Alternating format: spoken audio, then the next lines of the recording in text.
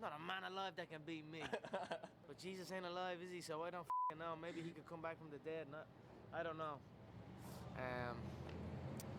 I'd still whoop his ass. I'm telling you what, I'm going to pray that God strikes this guy dead. Do you know why? His name is Conor McGregor. Yes. And he's the UFC featherweight champ or something like that. And he's on his run of just knocking people out.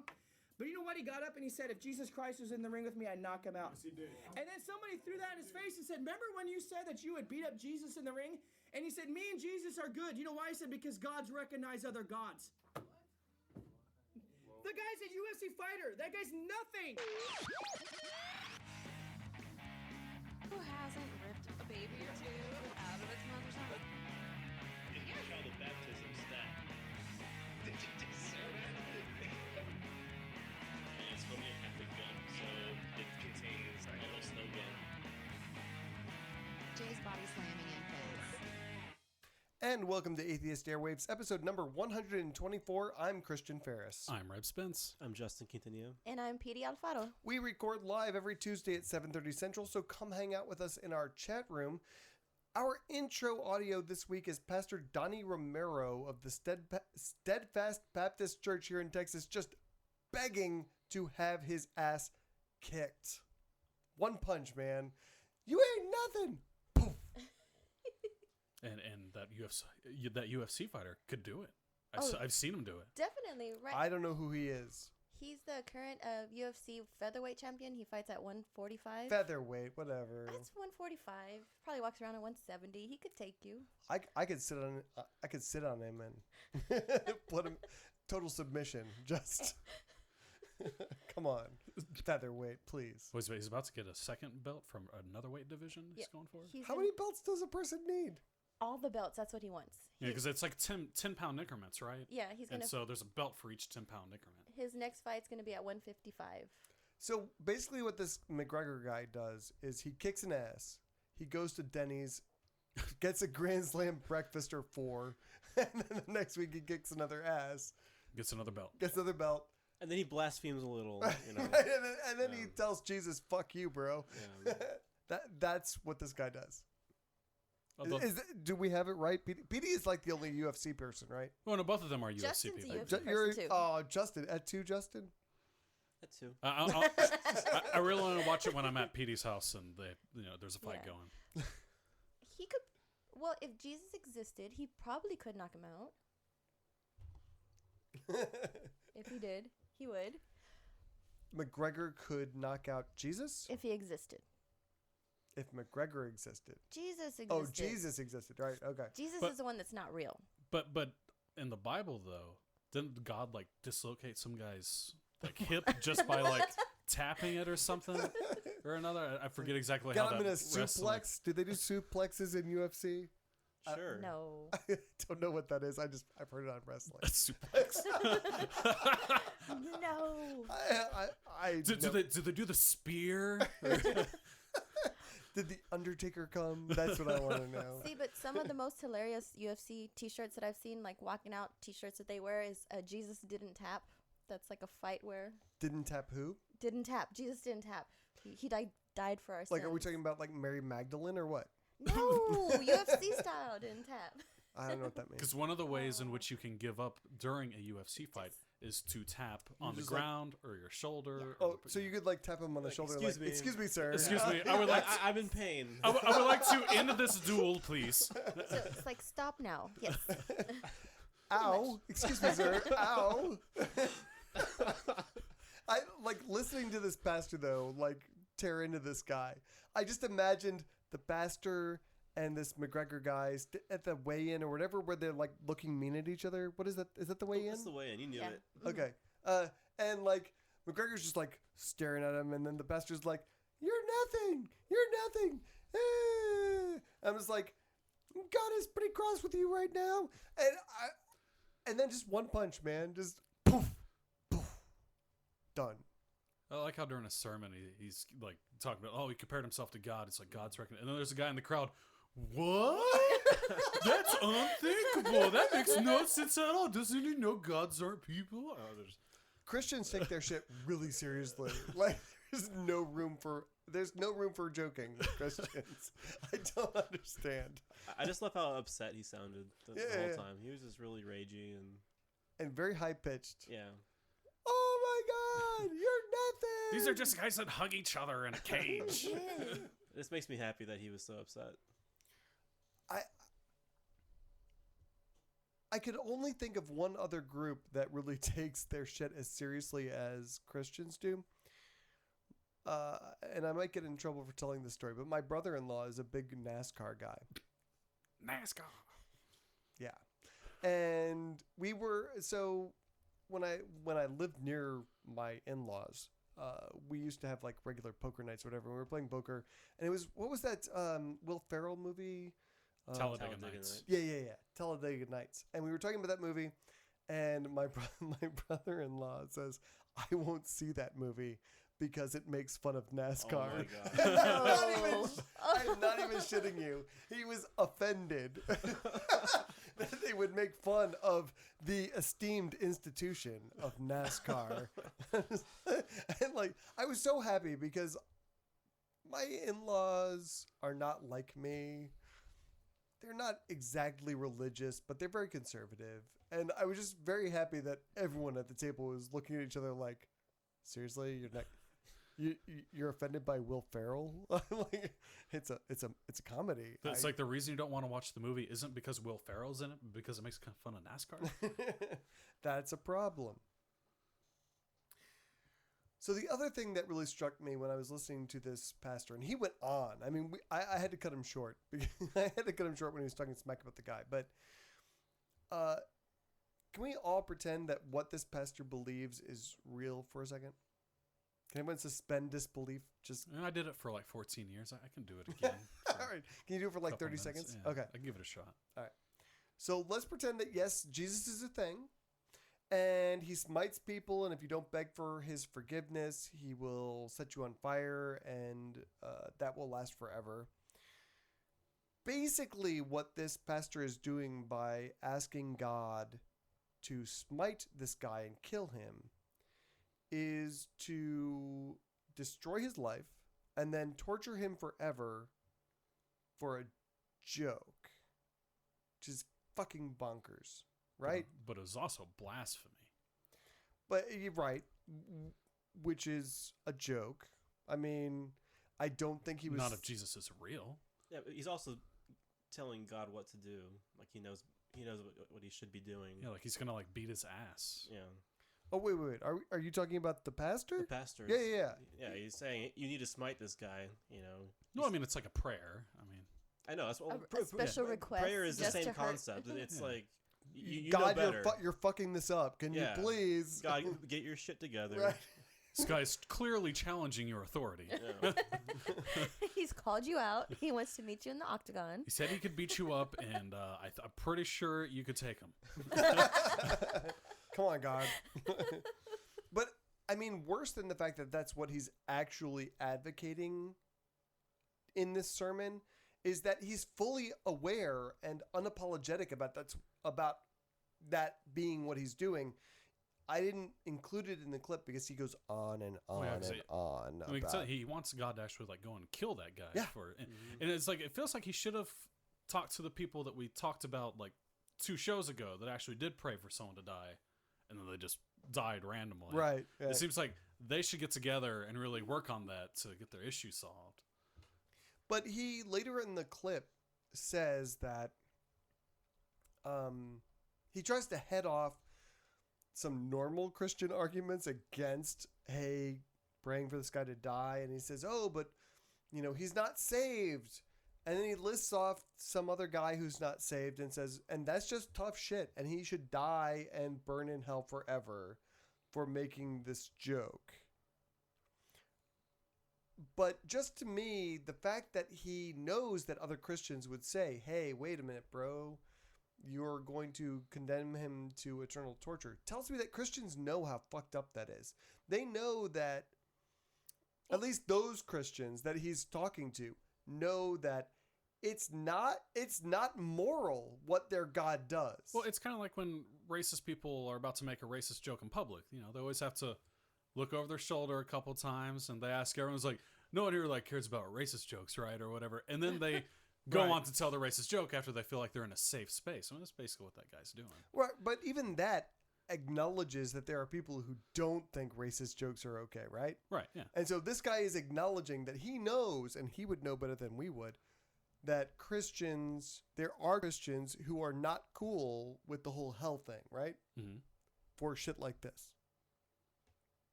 So I think my analogy still stands. well, no, I'm not debating your analogy. I'm just saying that it doesn't have anything to do with what I'm saying. No, but I think it's the same demeanor, though. I think that it's that same mindset. It's like, yeah, I know people are gonna disagree with me, and No, I'm not talking about him. I'm talking about the Christians he's talking to. There are Christians who believe in God, who understand cognitively that what their God does is immoral.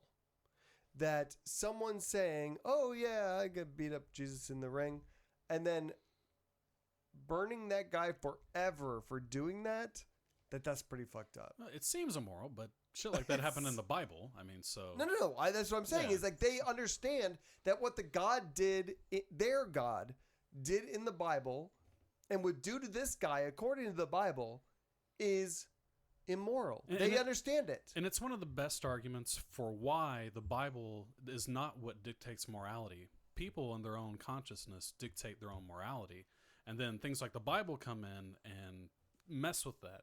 You know, people are very well capable of deciding for themselves what's right and what's wrong in their society. And they're like, can we please just talk about the happy stuff? again?" Right. Yeah. Can we just love thy neighbor? Love thy Yeah. neighbor? Can we do that? It's like this guy is someone's neighbor, dude. Can we talk about that? So, like, is he really a big deal?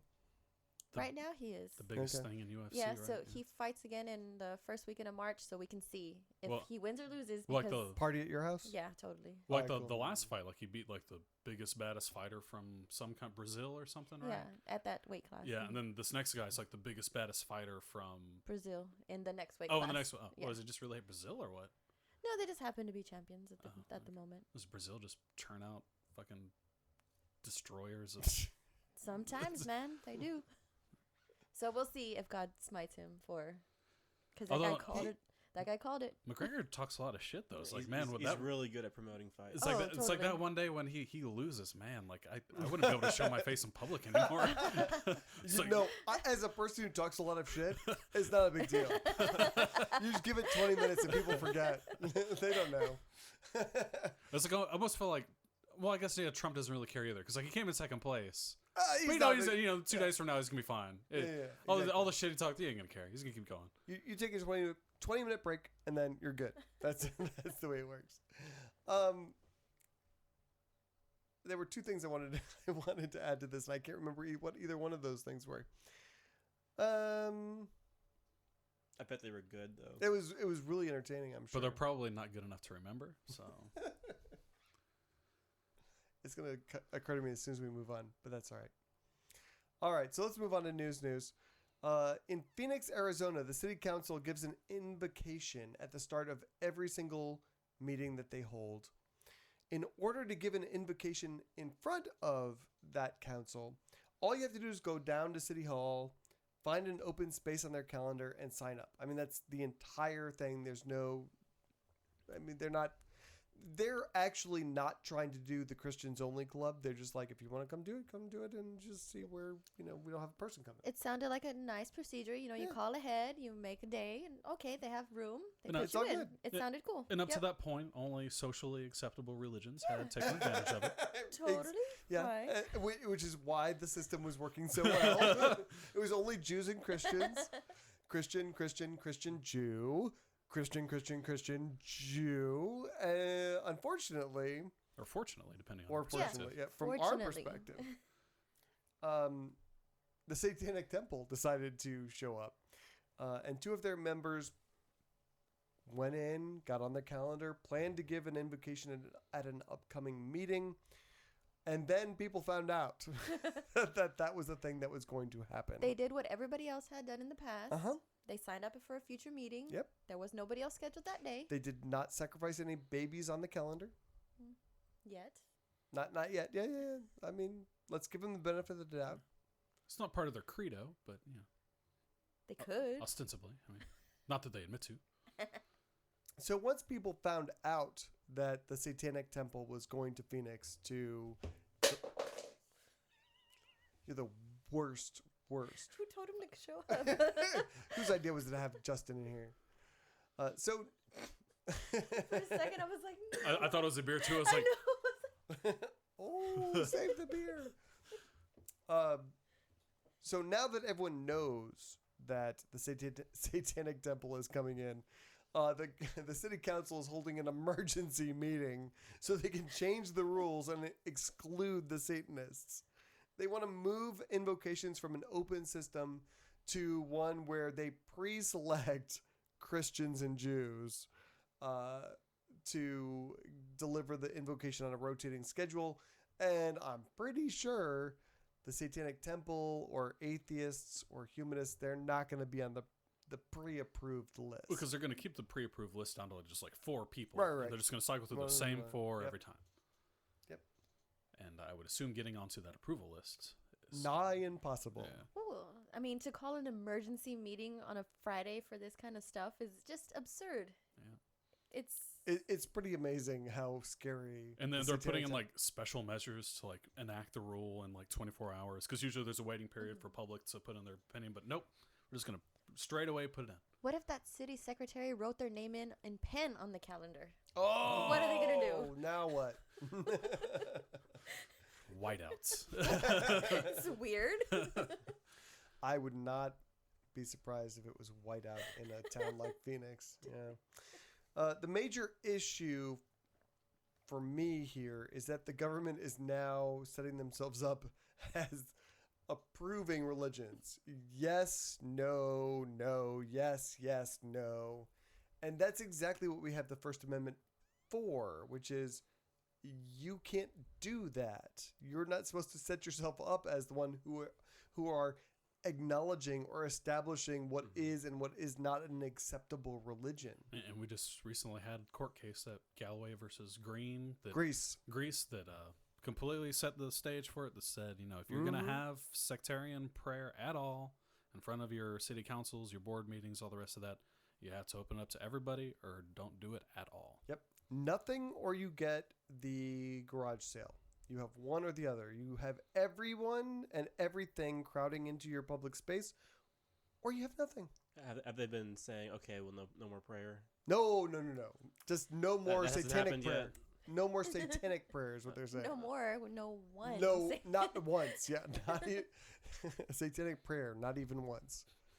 That's what they're saying. Ryan in the chat room says, I can't wait until they get sued. Oh, yeah, that's happening. They try to make it seem like, oh, we only want people from the Phoenix area to actually do it. Community, yeah. But then, of course, they're like, oh, that's good because there are people in Phoenix that would totally do it from the church. We have members in Phoenix, so, our really, really super attractive members were from Tucson, but we can get our Phoenix members to, I'm sorry, Phoenix members, we love you too, but. Yeah, but the one lady that had coming in from Tucson to do it, she was a good-looking lady. She's a good-looking lady. A little bit. Yeah. A little bit. I wouldn't mind seeing that prayer. And so was the gentleman who's coming in. I mean, both of them were very attractive people. I really liked the inverted cross leotard that Michelle Short was wearing in the story. But wouldn't it be gnarly if she would have worn that? that prayer was awesome. too. I want that so much. I want, but With like the blood makeup and everything. It would have been amazing. yeah. If you haven't seen it, you should Google her, or we can post it on Atheist Airwaves, I'm sure. But I had my expert crack Instagram person find her Instagram. Maybe we'll just link to that. It's worth looking just from a staying up to date with current events kind of. Okay. We do need to know what's going to happen, whether they're going to. Yeah, I'm sure she's going to post updates on there. That's Yeah. going to be on Instagram. Yeah. Yeah. So Instagram is the place to keep up with this story. Oh, we're horrible people. So meanwhile, Arizona State Representative Kelly Townsend is concerned about the damage Satanists might do to her beloved city of Phoenix. And so she's organizing a prayer rally to counter all of the evil blood makeup, boob, inverted cross, leotard damage that the Satanists are doing. And in her statement, she said, quote, "Although the Satanists have a First Amendment right to practice their religion, we do not want to bow down as a government to such darkness." I, on the other hand, would bow down to that darkness. But for all those who are concerned, come and join us as we pray for a prayer hedge of protection around the city of Phoenix while this is going on. That's a high level spell. You What gotta the be fuck like, is a prayer hedge? You Does anyone gotta- know what the fuck a prayer hedge is? could be like a level 50 priest to cast that for sure. For sure. They're gonna hold hands. They're gonna I stand mean around. that's like a citywide spell That's area. a big hedge. So like you're gonna have to be like ancient level. Does it have like an animal shape to it? The hedge? Ooh, that could be it. It's like a Patronus. That just makes me think of like The Shining. They had like the animal hedge creatures. They sure did. Yeah, they did. That's a good movie. I haven't seen it. I'm sure. Well, you have to see the TV version, or because they don't have the hedge in the movie. It doesn't matter. I'm trying to understand the imagery that this woman is trying to invoke, because if we pretend all of us, the four of us, are in danger, there are people coming for us. We need to protect ourselves. So we're brainstorming about what we could do to protect ourselves. I find it hard to believe at any point that hedges will come into play there. I don't understand why they think a hedge will protect you from anything. I imagine like it's kind of like counter spells. So you have like, the Christian people doing their prayer spell of protection, and you have like the Satanists giving their invocation of darkness, and then they're just like big huge energy beams just are going to collide with each other, and so one overpowers the other. I imagine in their minds that's what it must look like to them. I just gotta say though, if the best the Christians can do is a magic hedge, I don't like their chances. I don't know if they could make a magic hedge. That would be pretty fucking cool, right? I mean, Okay, A, I don't think they can, but B, I'm not really scared of even a magic hedge. I'm just like, I've got a weed eater. I'm just gonna we're done.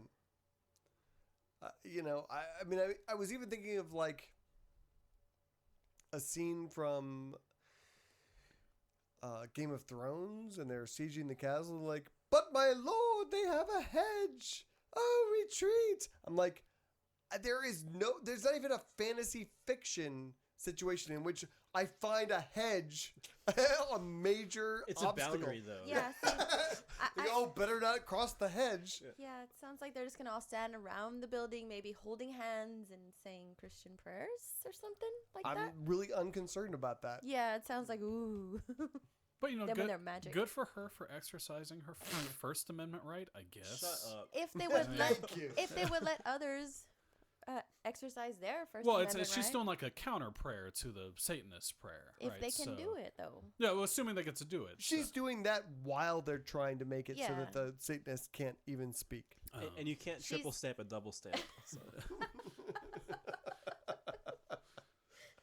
So I actually, because literally my reaction to this woman was, "What the fuck is a prayer hedge?" So I went to Google and I was like, I'm going to find out what a prayer hedge is. And it's not uncommon. There were plenty of prayer hedge results. Why the fuck would you call it a hedge, though? Yes, I know. It's like misleading, because like I know they mean hedge to mean something else. No, Like, they don't. It's like a boundary. No. They mean it to be a plant? hedge. Yeah, if you look, there are like, prayer hedge ministries is a thing. And like their logo is like prayer hedge ministries in like the shape of bushes. I swear to God, Yeah, this is what they it's do. an evangelical thing, and Right. she's an evangelical. It's got to be like Person. imagery in the Bible So- stuff that they're going. Yeah, like a burning hedge or something. They reference Psalm 91, which I read, and I'm like, I get no hedge out of this. There's nothing about a hedge in here. I don't know what the fuck you people are talking about. So I'm saying that like she didn't make it up. It's a thing, but it's a thing that makes no sense. That's what I'm saying. I guess that's the theme with the religion. A lot of this, yeah. Right. She Googled and she was like, "Oh, that sounds good. Let's use it." Yeah, it's not good. Yeah, contrary to what's her freaking name, Kelly Townsend thinks. This does not make any sense at all. No one is afraid of your prayer hedge, let alone the Satanists. Satanists are going to climb through and over your fucking hedge. Okay, that's what they're going to do. So, because I want to say that like the Christians are freaking out over nothing, right? Because I mean the Satanist creed and it's very secular, you know, it's respect science and women and equality and all that kinds of good stuff. But then like I think back to a couple weeks ago when the Satanists did that big little thing on front of like the Capitol steps where they gave like a big speech and like these people with black American flags and stuff. That was epic. It was so awesome. It looked super creepy, so I could understand why. No, it looked creepy. It looked creepy. So I could understand what why. the woman said in that speech was amazing. No, it was amazing. But like I could imagine like if you didn't hear the speech and you just saw the picture, and you're a Christian and you know they're Satanists, you're gonna look at them and be like, oh my God. No, I need agree. to pray for hedges to surround my city or something. Like I have to do something. Like I can understand why they would think that because it does kind of look scary. I mean, it's kinda, especially like the Baphomet statue. That's kind of scary looking. That is the best part about the Satanic Temple. And I after I read the story, I bought a t-shirt. I went to there. I was like, I'm going to donate in some way because it's amazing. They're scary for no reason. And Lucian Greaves, the head of the Satanic Temple, noted that in his statement about this. He said they don't even know what we're going to say, and they're already so scared of us that they have to call an emergency session. And what they would say and what they said in the really super scary speech with the black flags what was really just a good message that I think that if you didn't know Satanists were giving it, even the Christians could get behind it. Well, maybe not the Christians. Well, until like the very end where they just have the two gay guys go out and just like make out like hardcore. Like I was like, damn, that's hardcore right there. Come on, if they're Catholics, they're getting behind that. I mean, like quietly, but well, they're touching themselves a little bit. The lady was just like, now kiss. So these two guys just come out of nowhere and just start making out. It was amazing. If you haven't seen it, you really should. Post it like on our Facebook or something. Also, all the women in the Satanic Temple, they're amazing, all of them. But the Satanic Temple says that they are going to sue the city if they try to fuck with them. And I hope that Phoenix gets their lawyers involved in the conversation. They are supposed to be meeting tomorrow. And so hopefully there are some lawyers in attendance and it's not just the dumbass Christians who don't understand the law and the Constitution. Because it is a shame when these cities lose a whole bunch of money for frivolous cases. That money could be used for things to improve the city and to help the poor and needy. But no, they're going to throw it away on religious bullshit. Or to buy more tasers to taser the poor and needy. Whatever the city wants to do with that information. Whatever you deem helpful for your particular case. So that emergency meeting takes place tomorrow. So hopefully we'll have an update on whether the city of Phoenix is going to make a nice donation to the Satanic Temple in the near future or not on next week's show. Meanwhile, this is a weird name for an airline, but Thai Smile Airlines has a new policy that will allow their passengers to bring their supernatural child soul cage dolls on board the aircraft. Only if they buy their supernatural child soul cage doll a ticket. But still, that's kind of nice. Very accommodating of the people who own child soul cage dolls. So they're like Cabbage Patch Kids, right? Oh, they're bigger than Cabbage Patch Kids. They sound like life-size They're life-sized, children. right. Like toddler-sized dolls. That just seems, I don't know, annoying. Like I couldn't believe it was a real thing. But you get good fortune. It's like at least like, you know, a mid-sized child can walk for itself a little bit, but you got to carry that thing around everywhere. So why is it supernatural? Well, before we get there, let's talk a little bit more about how great this product is. This airline is, because they're giving really great perks for these supernatural child soul cage dolls. And there are some rules as well. But for example, your child's soul cage doll will be served the food and drinks that come with the ticket that you have to buy for them to fly with you. They have to wear their seatbelts during takeoff and landing like every other passenger. They have to turn off their Wi-Fi, Yeah. put it in airplane mode. Like anybody really does that. I do. I'm a rule follower. I don't want the plane to crash, so...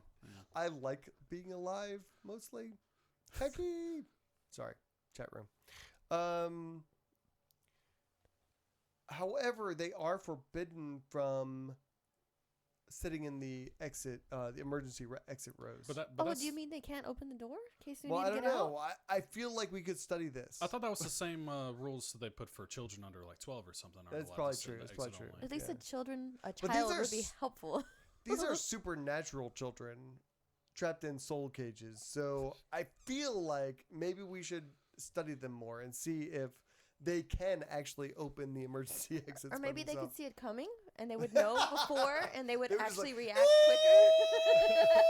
And then you would just know to pull up or whatever.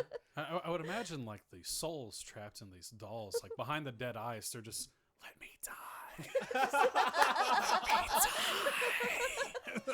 me die. Okay, so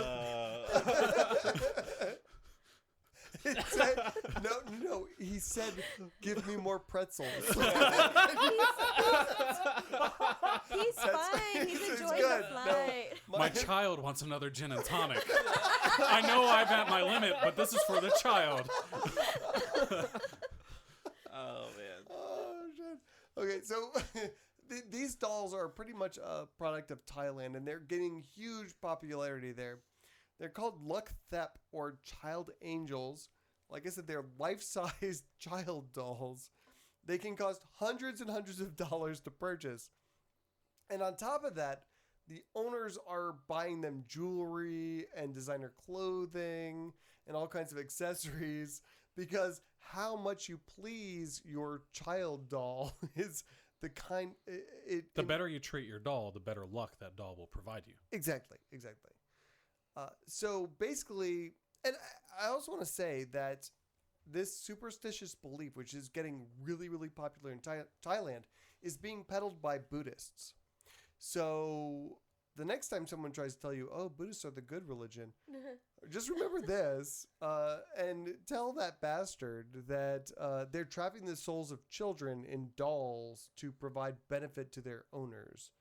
That's what Buddhists are about. And also killing people that aren't Buddhists. They do that as They well. do that as well, yes. No, not the Buddhists. Here and there. Oh, they do. They Yeah. do. Buddhists slaughter people. Well, like pretty much every religion, at some point, they have slaughtered people for not being their religion. They're also pretty sexist as well. Mm-hmm. So What? No way. it's true. It's true. Don't most worry religions. your pretty little head about it, okay? Like most I don't even know religions, why I'm here. they are also very sexist. It's a theme I've seemed to notice in religions. So the airline says that they are able to treat the dolls as if they are actual people because the dolls have gone through a, quote, special spiritualization process that breathes life into them. So that's reasonable. Well, I mean, from the airline's perspective, it's just like printing money, right? I mean, Right. we have to deal with less shitty children Right. and still get the ticket sales from the extra seats. So One Right. less adult bring it passenger. on, you Mhm. know. Yeah, if you want to bring a fake person on my airline, oh yeah. Doesn't Just buy a ticket talk? for your for your fake person, and yeah, there you go. It's like, anyone else want to bring like fake dogs and fake cats and sit them in the seat? And do that too. Just buy the ticket. So here's the most reasonable part of this story. Mental health officials in Thailand are freaking out and urging people to be very careful and not to spiral into insanity by accepting these fucking dolls as actual beings. That's really the only thing in this story that is rational in any sense. It is kind of sad though when it's like a toy randomly, you know, that just comes into popularity, and a national health organization has to come out and all right, I know everyone really likes these. The Cabbage Patch Kids, it's good, but we all need to like take a step back. It's almost like the Tamagotchi or whatever. It's like, I know like you kids like Tamagotchis, but they're not real animals. I know kids who freaked out when their little virtual pets would die and stuff. Yeah. That's not healthy. In case anyone was wondering, that's what? not healthy. It doesn't teach good empathy and towards animals and other living things. I want to acknowledge the chat room conversation, and I'm just fine. And yes, I'm recording the show, and I'm just fine. There's so many recordings going on right now. So many. Yeah, they're like recording in triplicates. This is like a real pro setup today. So no matter what, even if we're all speaking in demon right now, like Ryan was last week, there's going to be a good recording of this show. Fuck you. I was thinking about the mental health issues related to this issue in Thailand, and I think that we could solve all of this if we just export the Chucky movies to Thailand. Like that would cure me. I'm done with my luck thep or whatever the hell this fucking thing is. It's like you would assume there's that one guy that like tortures his little soul doll, and it's like trying to get it to kill people and resurrect it to life or something. It's like, I have the soul of some serial killer trapped in my soul doll, and now I'm gonna unleash it upon Thailand. That has to happen, right? There's got to be one Best movie ever. Yep, we need to make that movie. I think we could. It would just be like, what, Chucky 6, right? Would be the movie. Chucky in Thailand. Chucky in and then Chucky in space, and it'll just go the whole thing. Jim Anonymous in the chat room says he likes Speedy's shirt, which just means he's looking at your boobs. So, nice boobs, Speedy. Just more than just a walking pair of titties ever.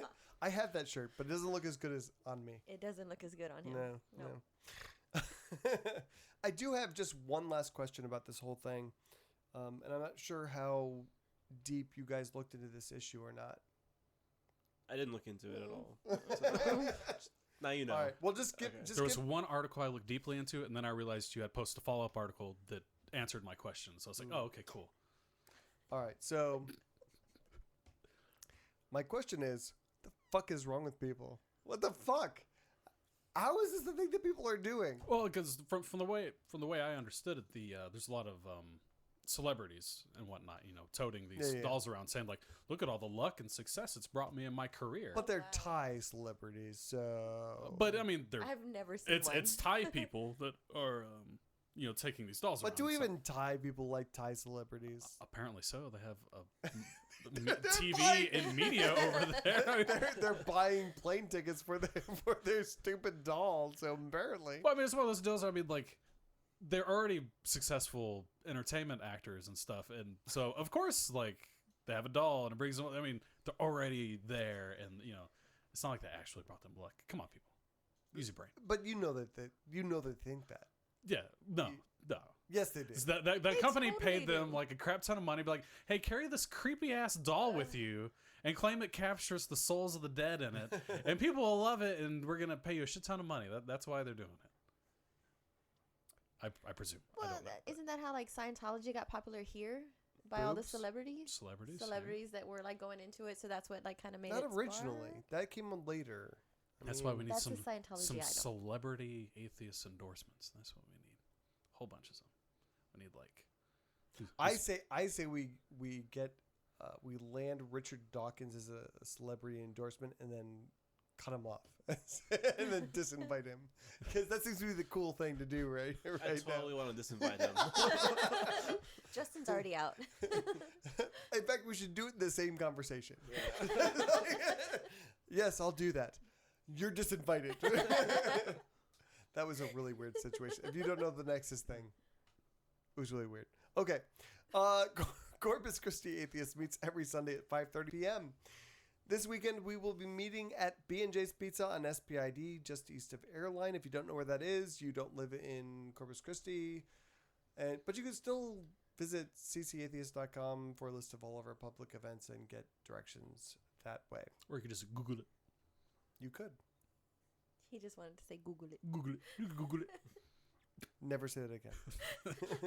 Catholic Archbishop Braulio Rodriguez has caused widespread outrage in Spain this week, replete with pitchforks and torches after comments he made to his congregation in December were reprinted this week in a Catholic newsletter. And I assume the fact that they were reprinted in a Catholic newsletter means that they were reprinting them in a positive manner. Oh, look at this advice. Must have one of those little deals, you know, the views, you know, and this don't necessarily represent the editors or whatever.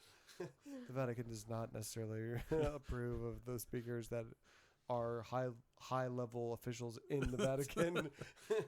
Something like that. Okay, I get it. The Archbishop had explained during his sermon that women could avoid domestic violence by doing one simple thing. Just do what you're told. if you don't talk back and you do it. If you want to avoid domestic violence, become more domesticated. Exactly. Yeah. That was the first part. He also advised that if you didn't want a split lip, and I'm paraphrasing, you should not tell your husband you want a divorce, because those things go hand in hand. I think the real message there is just don't tell him you want a divorce. Just go get it. Yeah, just leave the situation. Go for it. That's not, no. Are you sure? I'm pretty sure that's what he's saying. I'm pretty sure what he's saying is do what you're told, sit down, shut the fuck up, and no, you can't have a divorce. No, I'm pretty sure he was being a very good feminist and was arguing for the rights of women in this country. I want to recap what the Archbishop was saying, and he was saying, and I'm paraphrasing, bitch, do what you're told and you won't get hit. If you do get hit anyway, stay and maybe I won't hit you again. That is the Archbishop's message to his congregation. If I'm being totally serious, that's what he was saying. Yeah. That's exactly what he was saying. Why are Catholics so fucking horrible? I don't even understand. Like, on every issue. Is there an issue that Catholics aren't horrible about? No. Has anyone got anything? Don't look at me. Okay, Catholics are just horrible. That's what we've got. And not only are they horrible, but they put dudes like this in positions of extreme power and influence over and over and over. This is what they do. So you think there'd be some like vetting process? But there is apparently. There is, and they're like, good on you, man. Awesome. You get out there and do your thing. What if a woman doesn't do what you tell her to? Bust her in the mouth? Ding, ding, ding, ding, ding. Archbishop. Got it.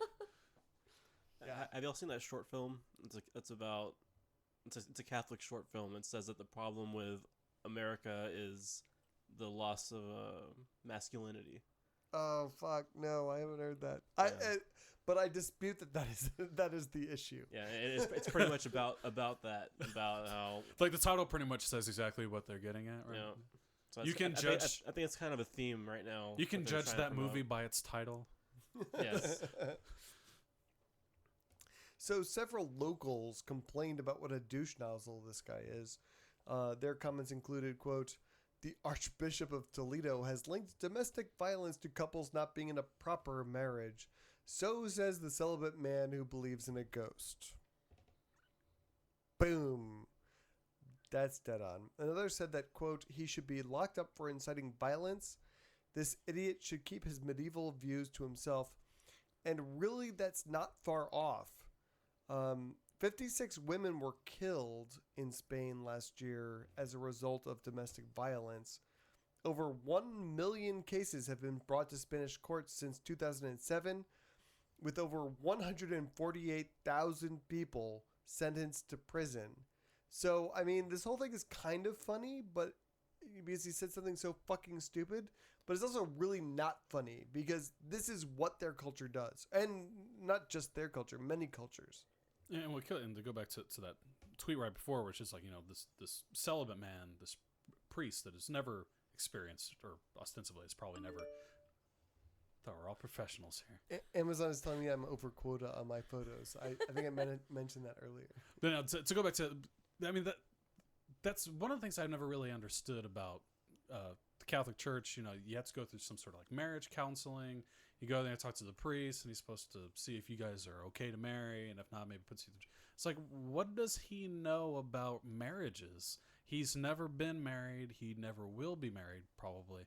And what reasonable advice could he have from experience that would in any way suffice as good marriage counseling?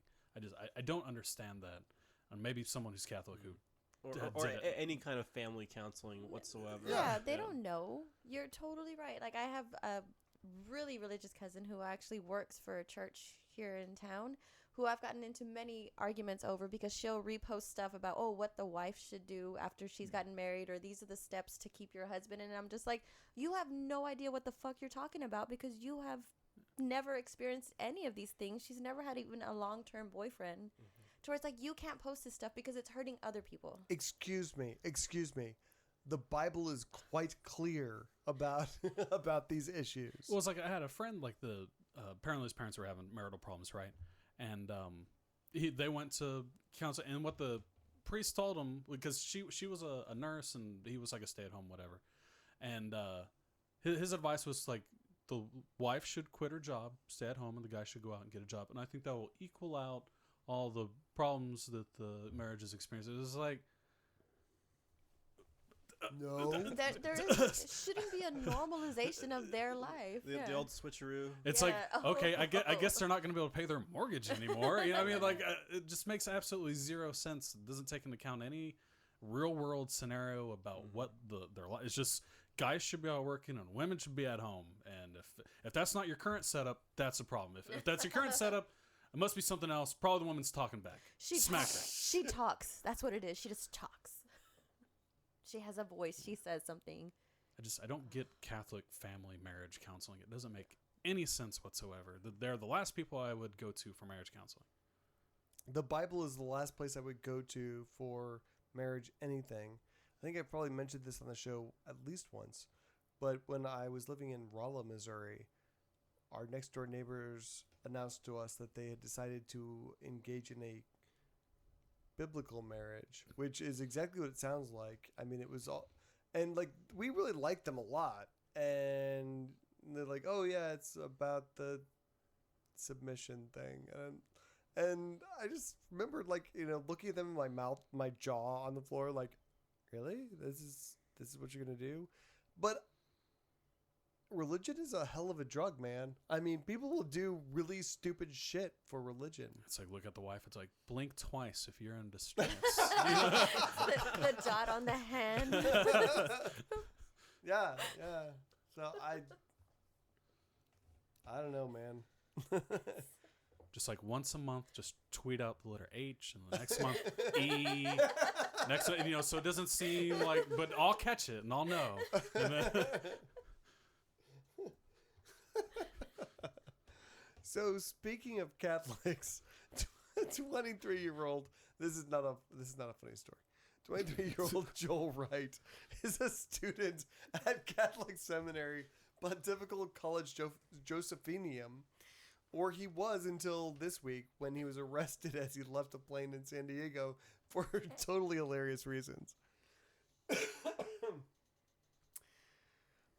Wright had been corresponding for months with what he thought was a travel guide who was going to help him go to Tijuana, Mexico to purchase a child under the age of 3 for the purpose of having sex with that child. did y'all see the picture of the guy? Yeah. Yes. That guy totally looks like Let's cut to that. That guy just totally looks like a pedophile. Like, I look at the picture, it's like, who didn't know that guy was a pedophile? Everyone must have been thinking it. Yeah, I mean, even the church must have known, there's something not right about this guy. It's like, I know we have a lot of pedophiles in the church, but we can't be this obvious about it. We can't be this obvious. Bro, you're ruining it for the rest of us. They're gonna know, dude. Holy crap. I mean, he was like a cross between Harry Potter and Mr. Magoo. Yeah, it's bad. It was real bad. Those big ass glasses, just dopey as hell looking. Oh man. Yeah, we're bad people, but not as bad as this guy though. So that's good. Yeah. No. Yeah. We can take solace in that.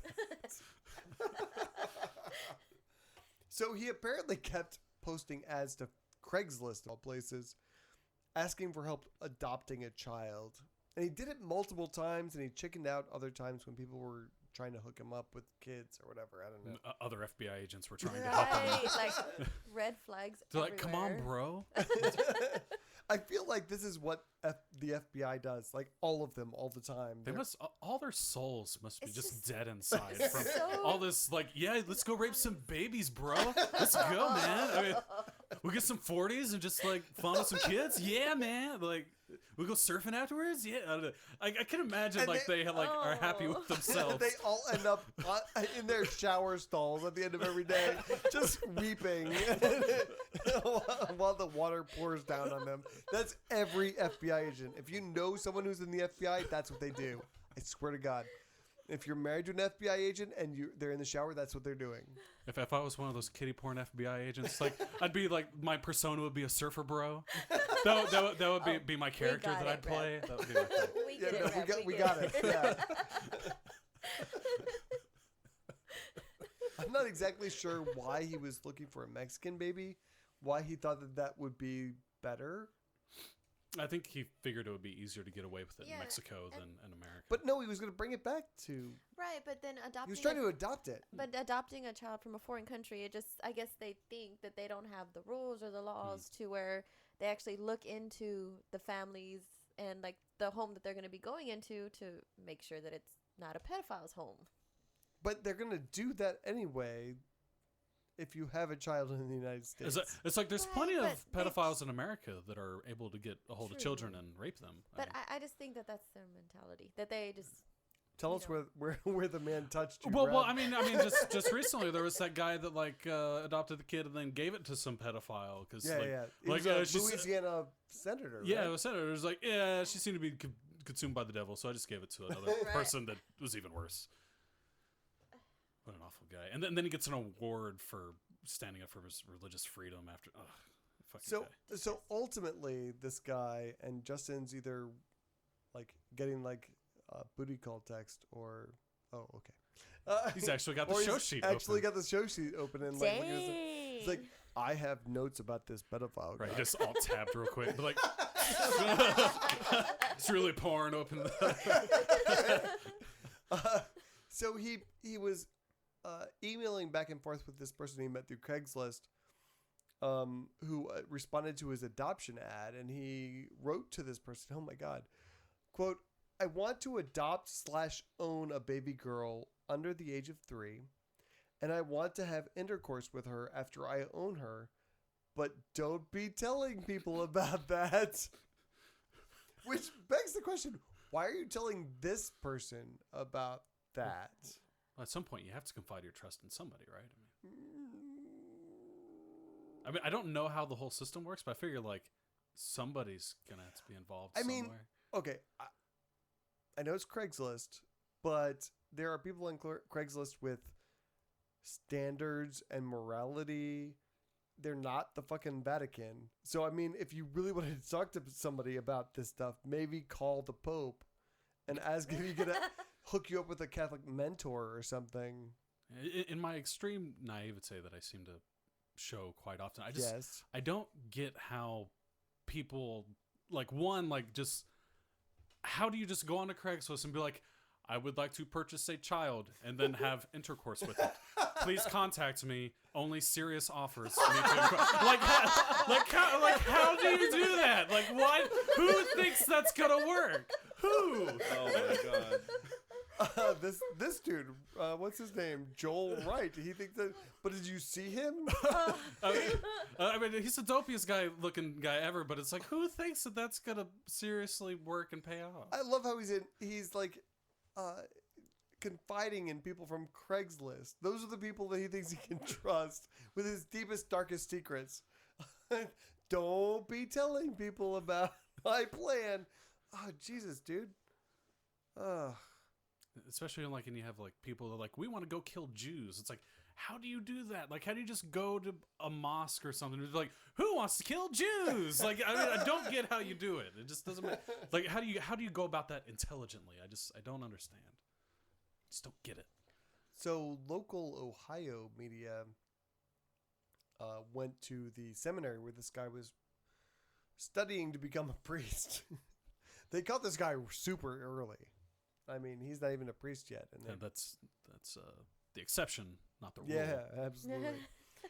So Father John Allen, who is the administrator of the seminary, says that he's not actually a student because the second he left campus without authorization, he stopped being a student.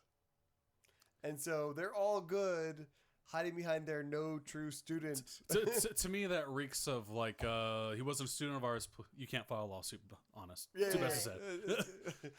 Sorry, 3-year-old Mexican kid.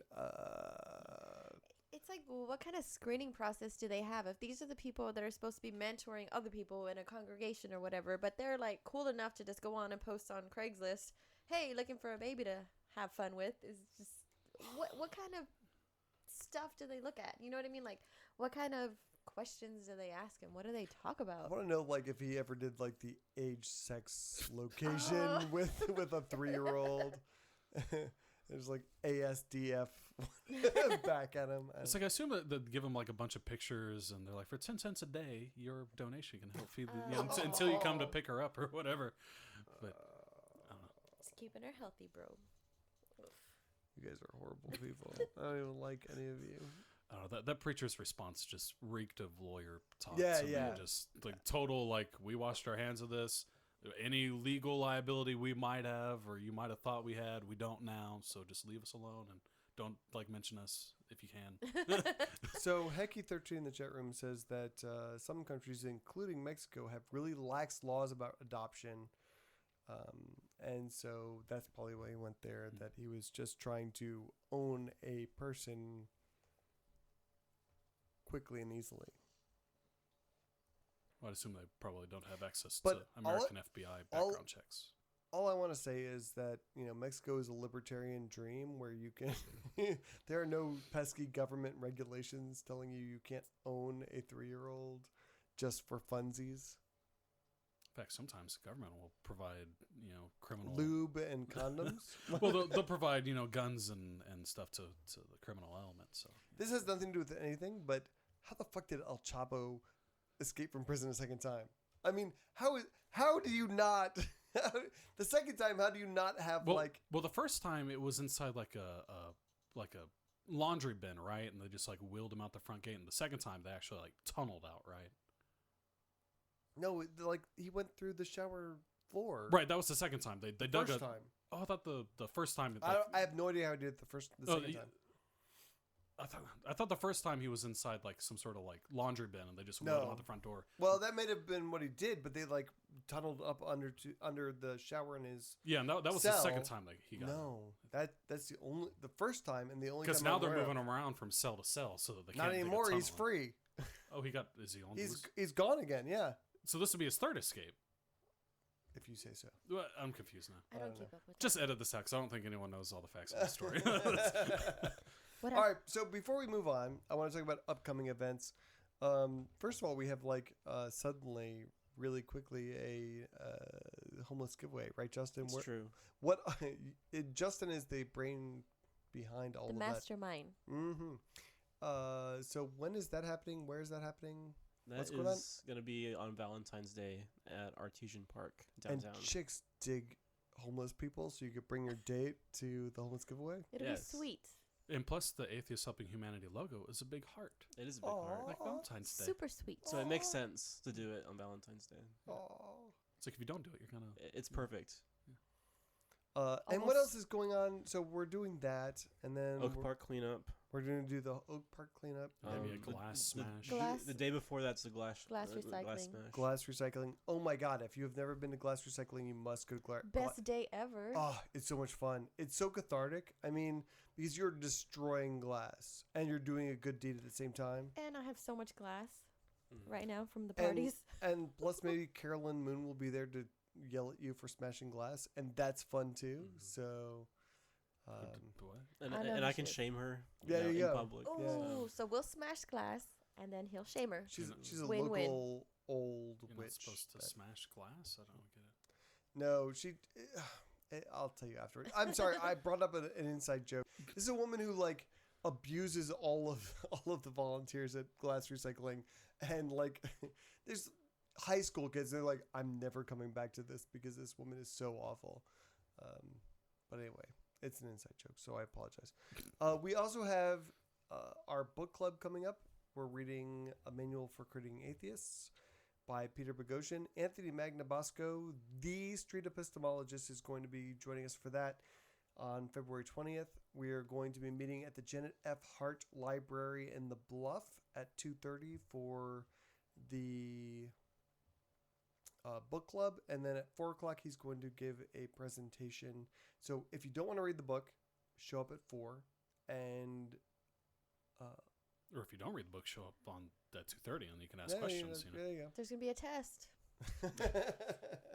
So that's gonna be awesome. And he sent me a private video of a recent presentation he did, which was awesome.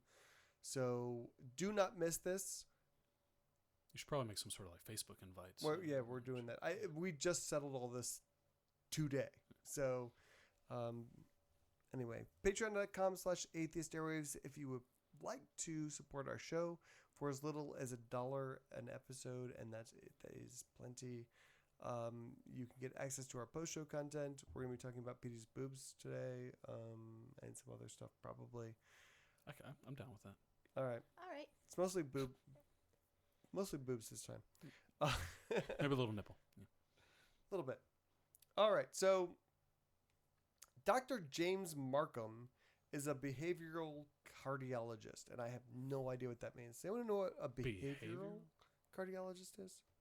Maybe it has to, like, the way your heart works when you're doing different things. I don't know. It takes a bad heart and you make it sounds like good. bullshit to me. Is what it sounds like. It sounds like that to me, but I think he's kind of legit. But I don't know. So Dr. Markham claims he has discovered the ultimate prescription for good health. Let's give the audience like 10 seconds to think to themselves, what might this cure be? Just in your mind, you can tell us if you got it right or wrong. You know, on Facebook if you feel like it, I guess. What kind of drug? What receptors might it interact with? Is it an antibiotic? I'll just let you guys think about it a little bit. Oops. Now here's the answer. So I feel like we have an obligation to pass this information along to you, because who doesn't want to be healthy? And it's the ultimate fucking prescription. So I'm going to let the doctor explain to you all about his miracle. As a medical professional, I've seen thousands of patients who have needed something more than modern medicine could offer. And over the past 20 years of practicing cardiology, I've discovered another method of treatment. Hi, I'm Dr. James Markham, and I'd like to introduce you to Biblical Prescriptions for Life. This is a Bible-based program designed to help you and your loved ones improve your health one step at a time. This evidence-based information focuses on relationships that empower change. Simple steps based on Scripture are presented which will change your chemistry. This program focuses on changing the chemistry of the entire body rather than isolated chemical pathways. This program has the potential to eliminate the need for prescription medication and prevent chronic disease. Visit heartwiseministries.org to discover more about Biblical Prescriptions for Life.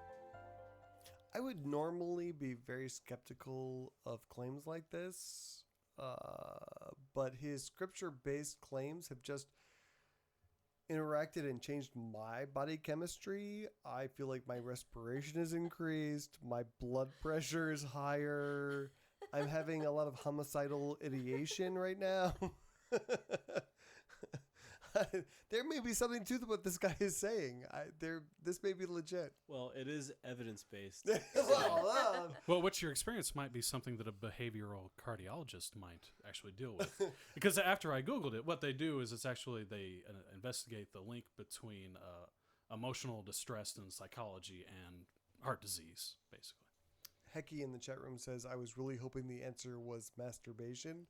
And I think we were all kind of hoping that a little bit. It's like, oh, I'm never going to fucking die. It's great. I'm going to live forever. driving 75 down the highway. Huh? Yeah, every time you masturbate, it adds 10 minutes to your life.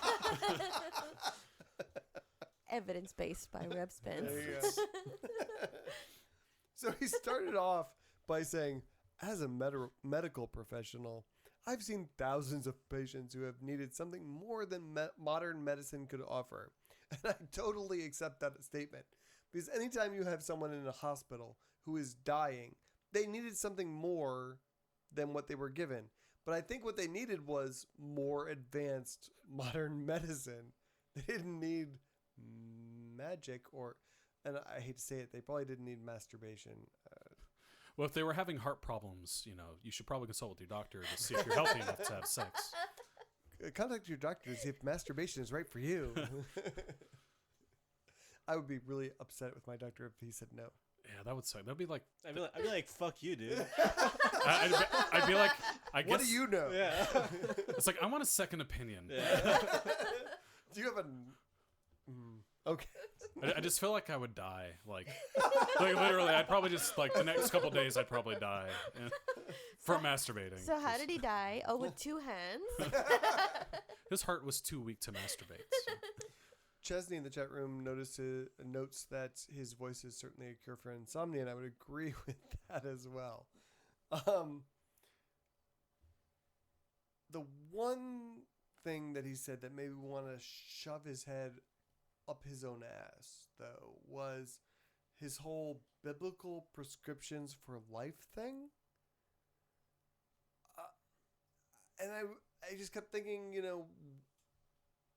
what is a biblical prescription? I mean, it's like you have erectile dysfunction, and so here's Ezekiel 23:20. I knew that was coming. I fucking knew that was coming. I knew it. It's everybody's favorite Reb. That is. I got so fucking. You get so excited. It was like, Ezekiel 23:20. Oh, it's coming. It's the donkey text. It's coming. Yeah. I know Christian too well. And the first fucking thing he was gonna throw out there. Your results are guaranteed, or else we'll tell you your faith was not sufficient. In this guy's defense, a little bit, he's not selling anything apparently. Well, ostensibly, I mean, Zad not was, yet. Zad was Right, like, it's until free, you go. no nothing. But I'm sure they're probably like, Yeah. Either way, he's gonna cause suffering and death with what he's Yeah, saying. exactly. Yeah. I'm saying he's because someone with a heart condition is going to go to him thinking, oh, here's a biblical prescription for my heart disease, and they're going to go there and be like, this is all I'm going to do, instead of actually seeking real medical help, and they're going to fucking die. Yeah, they're gonna put their pills in the cabinet and die. And it's like, these pills make me feel sleepy, so I'm just going to pray about it instead. He specifically says that this will enable you to get rid of your prescription drugs, which is crazy.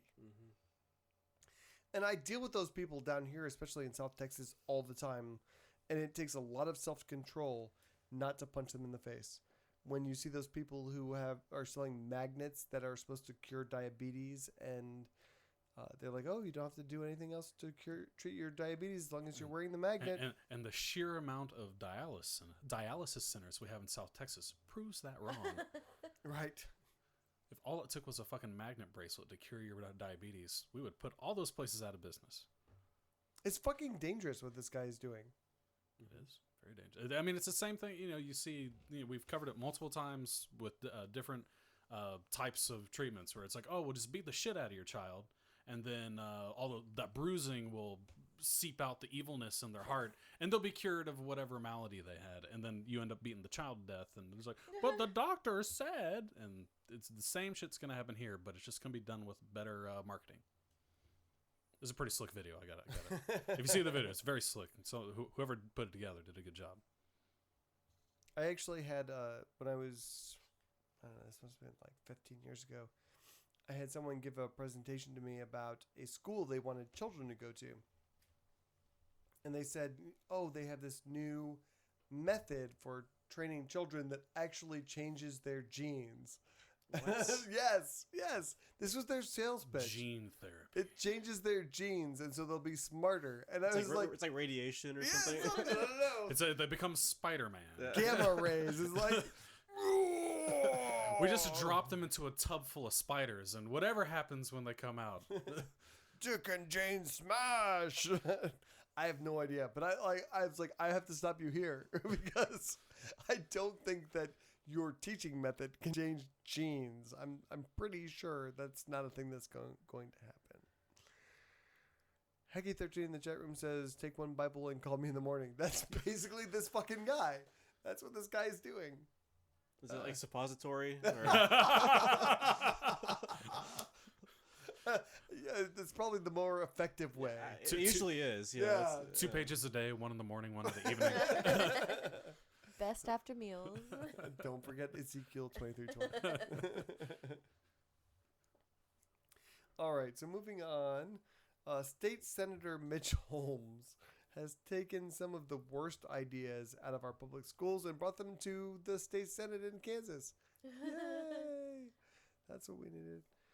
He has declared that women are a distraction in the committee he chairs and has taken steps to make sure they cover up, which is, I mean, really kind of super Islamic of him. And I hope someone would mention that to him, that, you know, he's pretty much the burqa guy now in Kansas. People post those memes all the time. I think they know, but they just feel like I'm right when I do it. Muslims are wrong when they do it. We're putting our women in American burqas. So. Yeah, they get to wear pantsuits. Yeah, turtlenecks are not like burqas. Okay, put on your fucking burqa. I mean turtleneck and like it. Okay. So Mitch Holmes issued an 11-point code of conduct, which oddly, I mean, try and stay with it here, included dress instructions for women, but oddly nothing about men at all. I don't get it. I like wearing my deep V-necks. Ooh. Expose a little chest hair and show off for the ladies. I've seen Reb in a low-cut tank top. It's sexy, right? The tank tops. It's that's the distracting. Yeah, distracting would be the word. Distracting. So this guy forbids low-cut necklines and miniskirts. The outrage about this this 2-year-old Christian fundamentalist puritanical prick was surprisingly bipartisan. That was like probably the most surprising thing for me about this story. There were two Democrats and 2 Republicans who actually condemned him on the floor. A Democrat said, quote, "Oh, for crying out loud, what century is this?" And then a Republican senator wondered, who is going to define low cut, and asked if any of this was going to apply to men. This is the Republican in Kansas asking that. I can only imagine there must have been like a straw that broke the camel's back. Like some lady came in with like a Kardashian V-cut that went down to like the belly button or something. And then all of a sudden, oh my God, I can't have that in my courthouse. I feel like he got caught masturbating. That's right. He stood up behind the bench and he just had like a boner from under his robe, and he was like, "Oh shit." He had to sit behind his desk for 3 hours. He could not go to lunch, and that was the end for him. It's like, I'm just this shall not stand. I'm just gonna stay here and review some notes while everyone goes on recess. I'll just stay here. These sexually repressed motherfuckers. I don't know. But I just want to know, and one of these senators made a good point in who is going to judge what is a low-cut neckline. And is this guy going to be the one that he sets up in charge of inspecting cleavage and hemlines? Because I think I kind of see that. I take that job. I'm the boob and leg guy. I have an 8-point check system where I make sure everything is in its proper order. And then you tuck the report into the cleavage at the end. There you go. And please present this to the Sergeant at Arms. God, to the bailiff. AtheistAirwaves.com. Jesus Christ. Yeah. Chesney wants to put Reb in a burqa. I would kind of like to see that. That'd be fun. I think it would We be. should get one. Do you want to get one? I'll get one. I'll make it my profile picture. Next time we have a beach party. Oh, a burkini. Yeah. I want to see Reb in a burkini. I think that would be too revealing of my curves. Then, so. Come on, suck it up, bro. Just once, if, for us. If Josh will do it with me. Why are you dragging him into this? He ain't even on the show. Because me and him have like similar body types. I'd feel comfortable doing it with him. All right. I 2 for the price of 1. I'm in. All right. Josh, you've been called out. We'll purchase the bikinis, and you guys will wear them. The 2-3X size Dude, we're bikinis totally planning a they party make now. You Jesus suck Christ. you suck at being on the radio, dude. Just Stop so you it, know. Reb. I just want to seriously know how this is behavior that adults are engaging in 2016. I mean, did they ever stop? Well, but you would think that they would at some point, because I'm just saying, like, I understand that there is appropriate and inappropriate attire for. Oh, Josh is in for the Woohoo! bikini. I'm so excited. It's happening. We're going to the beach, guys. I mean, I get that you go to a function, and going to a black tie affair, you don't wear shorts and a t-shirt. I get it. But I don't think it's an accident that no one cares about the shorts and the t-shirt, that they're only concerned about legs and boobs. I went to a jury duty in shorts and shirt once, and that's not good. Apparently that was it, because I was there, and then like someone was like, "Dude, you're supposed to like dress like in like pants and a nice shirt." I was like, "Really?" I just thought people just come here and because they have to. I didn't know that they had to follow rules and shit. Hang out and shit. It's like, I'm just here to listen to my audiobook and wait till I get to go home. I'm just gonna hide from the judge now. I don't know what's going on. No one told me anything. So besides that, like those 2 guys, but that was bad. Did you get picked for jury duty? No. Oh, okay. I wanted to though. But after that, like I wore like my good did clothes to jury duty. I was Did like, you well, I want to get really? picked. I didn't know like dress code was like a big deal, So I actually deal with this kind of thing a lot, sort of at work. I work at a university, and we put on a lot of formal events. And afterwards, inevitably, among employees, what I'll hear is, "Did you see that girl wearing that mini skirt?" Or that was so hot. I want that. that's not what they're saying. They're okay. saying, "Oh, that's so inappropriate." Blah blah blah. And it's mostly women who are saying this. It's not men like this dude. It's mostly women saying, "Oh, did you see what she was wearing?" Blah blah blah blah. Meanwhile, around this woman wearing a skirt that they determine is too short are men wearing shorts and wearing Reb attire to a formal occasion. I was like, this is my day off. I ain't got to dress up that ass, I mean, and I'm just like, no one says anything about that. No one says it. And I don't understand. I don't understand why that is. I just want to show up in a pair of board shorts and a tank top one day to jury duty. Just come in with a surfboard under your arm. Well, I've seen people there with like skateboards and stuff, and so it's like, oh, that's pretty hip. Wear your bikini. Let's see how that goes. It's protected, right? Yeah, it's religious attire. Yeah.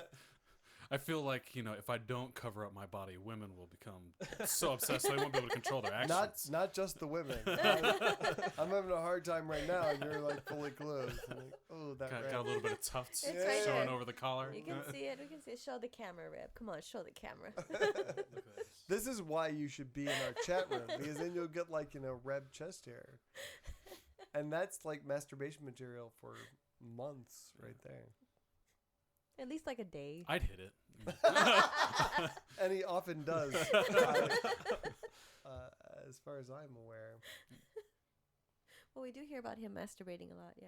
You're Well, because right. people ask, and I tell them for some reason. It's our show. We talk about masturbating a lot. It's like, y'all are the only people that ask about my masturbation habits. No one else asks. Everyone else has some fucking class. But All right, let's shut this whole thing down. Does anyone have anything? Last call for entertaining comments. There wasn't one more story after this one, I thought. I'm killing it because I don't care. Oh, that's a good enough reason for me. I gotta pee.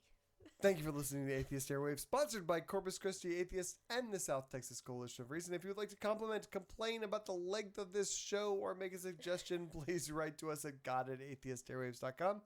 Thank you to Tombstone to Dead Man for our outro music. If you'd like to support our show, and we would like you to support our show, please donate at least $1 an episode. We'll get you access to our post shows, $1 an episode. We're going to be talking about boobs, apparently, and we'll figure something else out tonight. What are you showing to me? Sick in bed with throwing. Oh, are That's you serious? such a real thing. I think it's so helpful. I don't know who that is she's showing to me, but... Fucking high school people. That's why I can't delete them. Oh, how old is she? 35, 36? High school people. Okay. From my high school. I'm sorry. You're old. Okay. Oh, So it's crazy down here. The superstition and all that stuff in South Texas. We'll talk about that in that post show. That'll be a good thing to talk about. We'll see you next week, 7:30 Central on Tuesday. I don't know why I'm talking like this. We'll see you. Bye. Ciao. Bye. Farewell.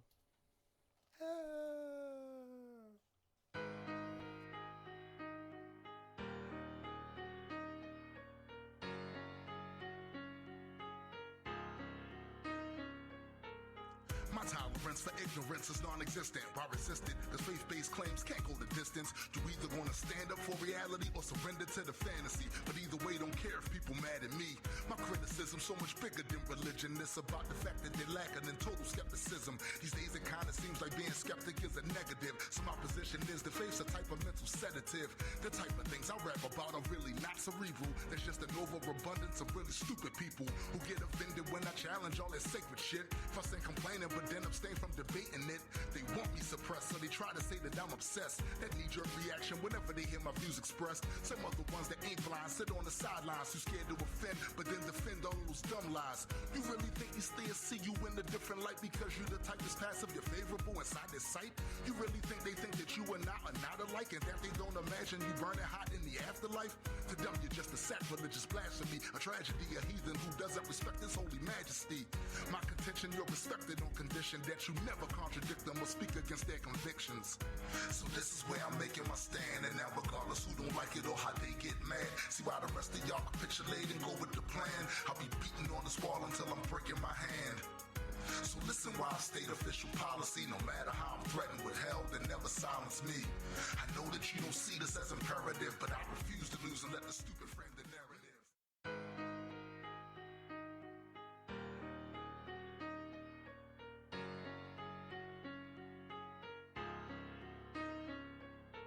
Being a skeptic means so much more than being an atheist. And until you accept that, you won't relate to this. The cognitive dissonance that you experience is when there's things you claim to believe in but ain't living it. Most of you say you are the type to question everything until I hear the conspiracy theories that you echoing. And when I scrutinize the things you try to say are lies, expose your sources as suspect, I see your logic dies. Some still believe in pseudosciences, engage in special pleading when theists use the exact same reasoning. I've even seen atheists use arguments from ignorance and seem pressed to tell me exactly just what the difference is. A skeptic without the ability to analyze is just as bad as the theist, cause he'll probably accept a lie. Just as long as it verifies all his biases, applying it to his knowledge pool, and then he's diving in. So I'm not saying that some conspiracies do not exist.